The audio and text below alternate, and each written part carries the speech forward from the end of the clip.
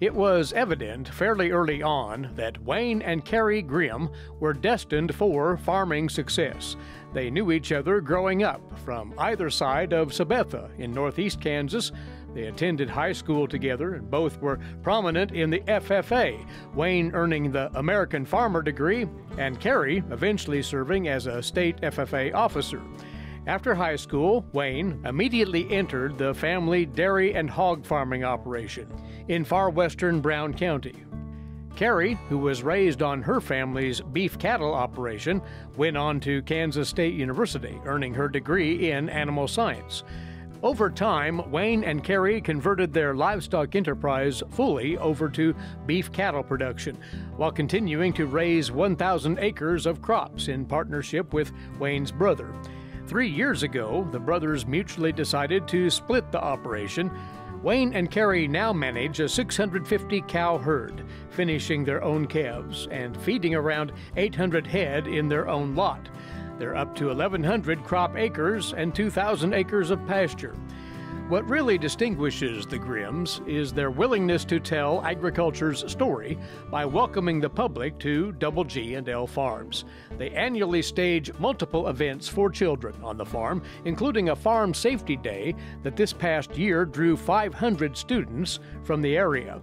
They also give general farm tours to around 250 people a year, including many international visitors.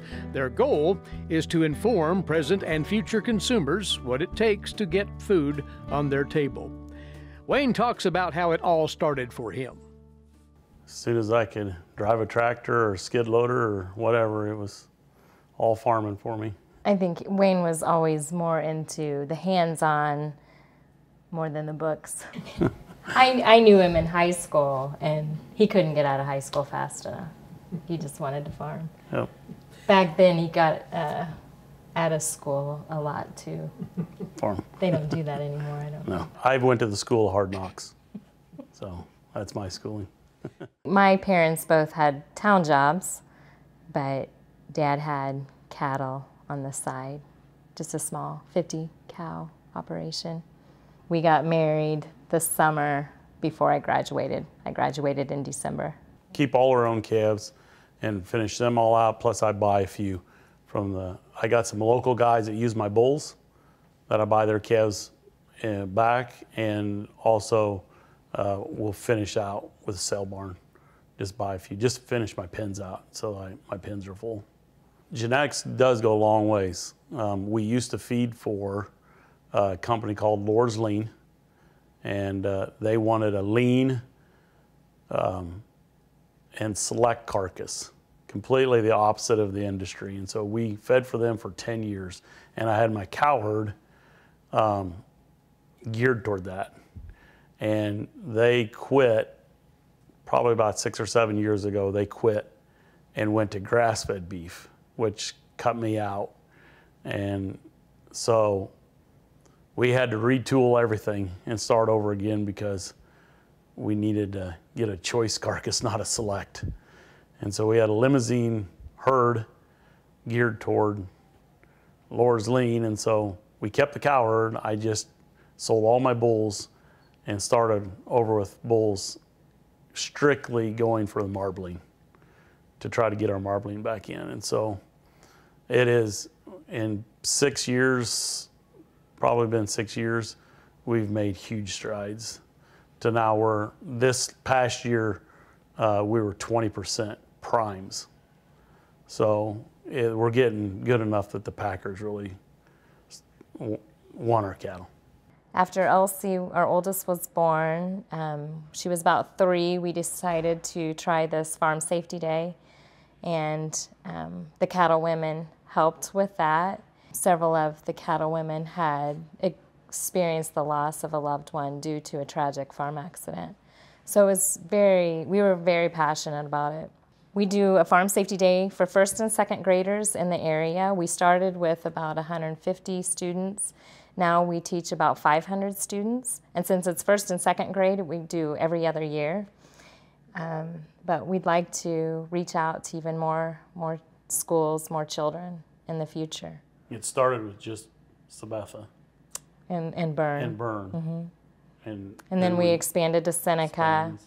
and now we do Hiawatha just this year. Was I the think first time. was the first year for Hiawatha. And then we started a YouTube channel in 2020. And the pandemic, we weren't able to have the children come to our farm. We open our farm up in the spring for tours. They're free of charge. And we have preschoolers come, and first graders have come for field trips. And we have about 80 to 100 students come every spring besides the Farm Safety Day. Just to see what we do. They have hands-on experiences. They feed the animals. They see where the milk comes from, where their wool comes from. They get to milk a goat. And we try to keep it all hands-on. We now have 2,300 subscribers, so. You know, my parents were willing, when we bought this farm, they were willing to back us up and help us and get us going here, and that's kind of how my wife and I feel toward our kids. We're more than glad to take on a little more debt or whatever to get projects going and grow big enough that our children can be here with us to farm. We used to have a hard man, and our last one moved on to something else in the fall, and so that gave Sadie a spot to move in, and the girls say no more hired men. So I guess we're going to do it ourselves. It's quite a program. It's been going for quite a long time. Didn't realize that it had been going this long, but yeah, it was special that Wayne's dad had contact after we had let them know.